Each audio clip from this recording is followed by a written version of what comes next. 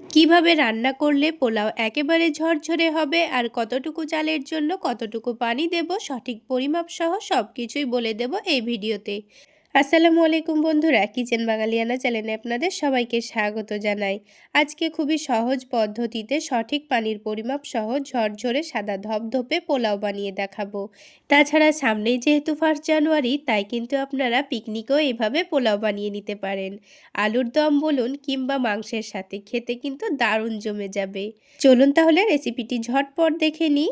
সবার প্রথমে আমি এখানে 1 কেজি পরিমাণ গোবিন্দভোগ চাল নিয়েছি। চালটাকে ভালোভাবে ধুয়ে পরিষ্কার করে নেব। একটু বেশি পরিমাণ পানি দিয়ে প্রথমেই একবারই কিন্তু আমি চালটাকে ধুয়ে নেব। চালটাকে ভালোভাবে ধুয়ে পরিষ্কার করে নিয়ে পানিটাকে ভালোভাবে ছেঁকে নিয়েছি। আজকের পোলাও রেসিপিটা আমি আপনাদের মাটির চুলায় বানিয়ে দেখাবো। এই শীতের দুপুরে ছাদে কিন্তু রোদের মধ্যে পোলাও বানাতে বেশ ভালোই লাগছিল। তো প্রথমেই কড়াইয়ের মধ্যে সাদা তেল দিয়ে 1 কাপ পরিমাণ পেঁয়াজ ভেজে নিচ্ছি।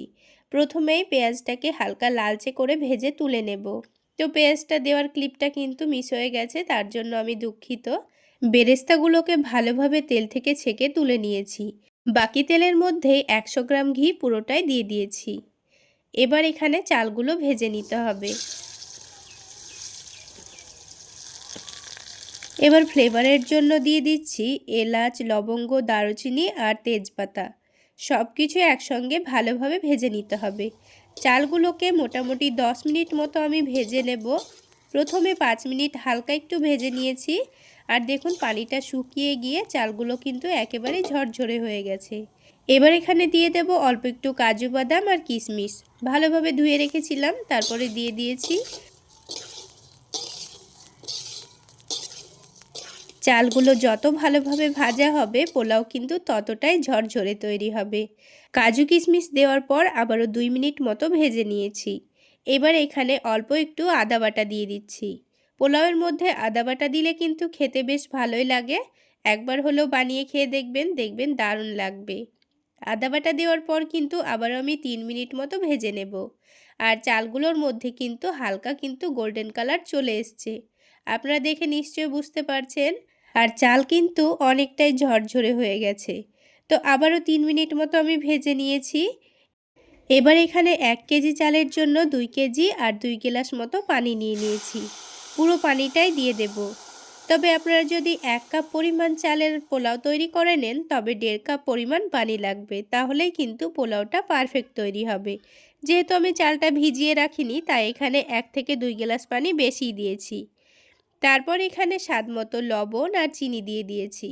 আর অল্প করে একটু পেঁয়াজ ভাজাটাও দিয়ে দিলাম। পুরো পেঁয়াজ ভাজাটা কিন্তু আমি দিইনি, অল্প একটু দিয়েছি।